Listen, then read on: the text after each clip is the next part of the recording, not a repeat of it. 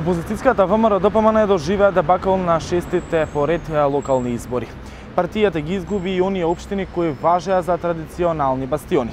Апсолутен победник на изборите е владеачката СДСМ, која освои околу 40 на општини. ВМРО-ДПМН освои околу 9 општини. Аналитичарите причината за овој дебакл ја гледаат во слабата излезност на изборите од страна на симпатизерите на ВМРО-ДПМН. Председателот на партијата Никола Груевски рече дека најголемата одговорност ја има токму тој.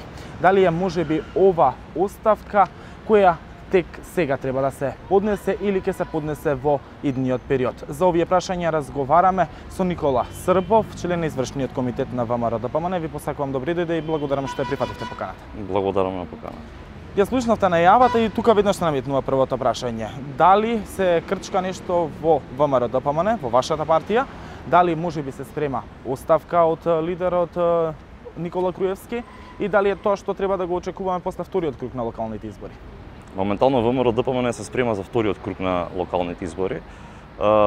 Целата партија комплетно работи по тоа прашање и е фокусирана на тоа прашање.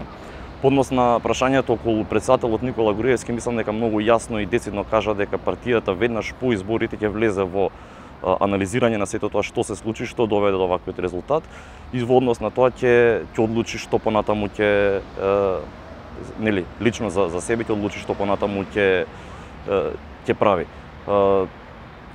Во самата партија воглавном сега сме само фокусирани на вториот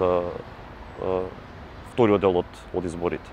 Што ќе ви смени вториот круг од изборите, кога веќе 40 на општини кои важеа за главни бастиони на ВМРО-ДПМН се под раководство на сега владеачката СДСМ? ВМРО-ДПМН е најголемата политичка партија во Република Македонија. Апсолутно дека ВМРО-ДПМН до крај ќе ги изработи изборите и до крај ќе направи се во нејзините можности за да извлечеме поволен резултат во вториот круг на изборите. А по однос на прашањето што довело или како довело до ваквиот резултат, тоа е веќе нешто друго. Таму можеме да најдеме повеќе причини и сегменти. Дали да почнеме од денот на изборите или на предизборието, какво што го видовме, имавме предизборие или предизборна кампања каква не сме видели од 90-тите години, од најмрачните периоди на посамостојувањето на Република Македонија. До сега не се случило кандидат, човек кој се кандидирал за градоначалник или за носител на листа со цел да овозможни да создаде нешто за своите граѓани, да биде ликвидиран на сред улица. Не се случило да бидат тепани и бодени со нож кандидати за градоначалници. Не се случило полицијата целосно да биде ставена во служба на една политичка партија, тоа е на партијата на што е сега моментално на власт, на Социјалдемократскиот сојуз.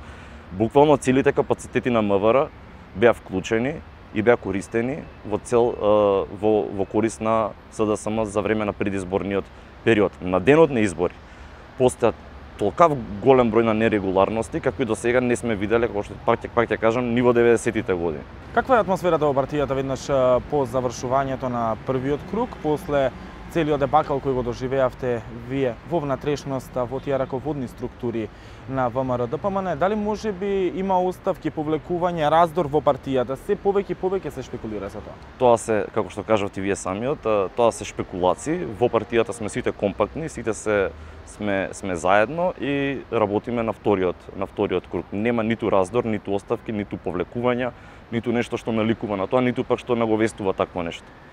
Зошто Белата палата молчи и не каже уште сега, после првиот круг, на што се должи? Зошто се чекаат сите анализи дури после вториот круг? Треба да помине, сепак ќе разберете дека треба да помине вториот круг, да ги видиме комплет изборите. Потребно е барем малце време за да се сумира сето тоа што се случи, да се изнајдат причините за тоа, за таквиот резултат и да се излезе со еден став, бидејќи се било каков став сега да излеземе било избрзување и би било во најмала рака несериозно и би влегле во некои шпекулации. Еден ваш личен впечаток со оглед дека сте член на извршниот комитет, каде отидоа тие 120.000 гласови кои ВМРО-ДПМН ги имаше? Целокупниот резултат на изборите можеме да го лацираме во една црна кампања која пред се беше спроведувана против ВМРО-ДПМН од страна на Социјалдемократскиот сојуз. Беше спроведувана кампања дека ВМРО-ДПМН тоталитаристичка партија, воведува режим пред македонското гласачко тело, пред албанското гласачко тело. Ние бевме обележани како луѓето кои не може да соработуваат со албанците, не ги сакаат албанците и слично. Значи таа кампања која траеше цели 3, веќе 4 години, има свој допринос. Друга работа е, како што кажав, предизборието и притисокот кој беше извршен од страна на власта врз гласачите. Трета работа е што и ние самите имаме некои грешки кои ги увидуваме и тие грешки довеле до намалување ке бројот ке граѓаните, дел разочарување од мал дел од членството и сето тоа кога ќе го сумирате добивате еден ваков резултат. Но пред се онаа 4 годишна кампања која се водеше против политичката партија ВМРО-ДПМН. Тука никаде не ги слушнав реформаторите кои бараат реформи во вашата партија во ВМРО-ДПМН, односно иницијаторите за реформи. Се чини како пополека да ги прифаќате потребите за реформи во вашата партија, иако на почеток не ги поддржувавте тие иницијатори. Какви реформи се потребни? Дали се потребни реформи? Дали сега можеби веќе после првиот круг на изборите почнавте да ги поддржувате? Пред 2 месеца да ме запрашавте за ова прашање конкретно за луѓето кои се нарекуваат иницијатива за некакви реформи, можеби ќе дискутиравме. Но во овој случај мислам дека тоа прашање е маргинално и излишно воопшто да го коментираме. Нема едноставно цел и поента во сето ова да го коментирам.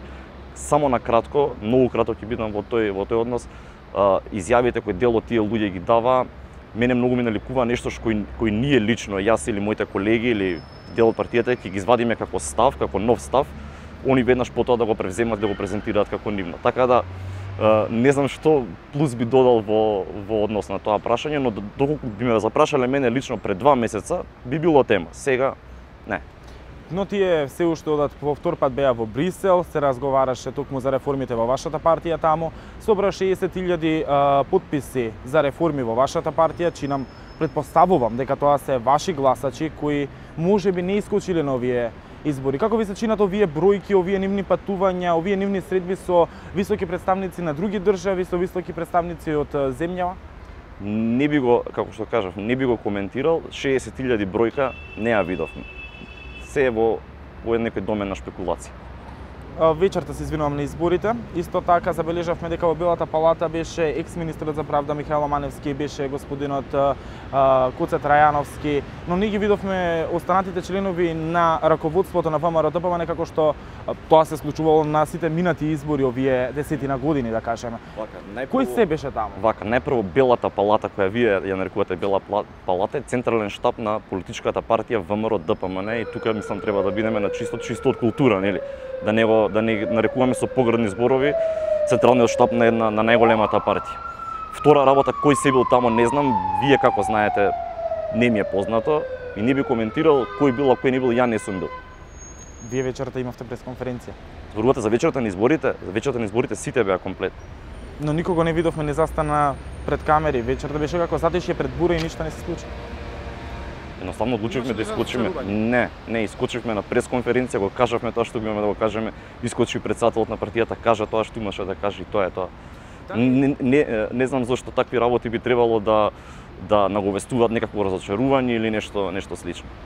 Дали ВМРО-ДПМН раководството и вие како извршен член на комитетот на ВМРО-ДПМН имате некој контакт посреден или непосреден со иницијаторите, дали сте седнале на заедничка маса, пошто пак ќе кажам, вие велите дека нема потреба да се разговара за нив и за тоа што тие го прават, но од друга страна сепак и тие се членови на ВМРО-ДПМН.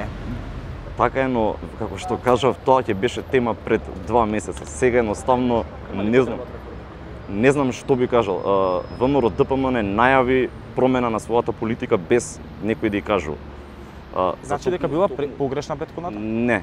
Токму заради тоа ви кажав дека тоа што така наречените реформатори го најавуваа 2 недели откако ние ќе стапиме со некој наш став поразлично од претходната. Тоа не значи дека претходната политика била погрешна. Секоја патика политиката е еден еволутивен пат и си се прилагодува според времето и местото во моментот како треба да се делува. Така и ВМРО-ДПМН прави промени во своите политики, не е тоа нешто ново, тоа било секогаш така. На 29-ти е вториот круг од изборите, што очекувате, дали очекувате по-позитивни резултати од првиот круг? Ние ќе заработиме до крај, Знаеме како треба да се изработи вториот круг. На крајот резултатот ќе каже како стојат нештата на политичката сцена од Македонија. Имате ли очекувања? Секако дека имам, ќе ги задржам за себе. Ви благодарам многу на интервју. Благодарам и на вас. Тоа беше се за ова интервју на Макфакс. Останете со macfax.com.mk.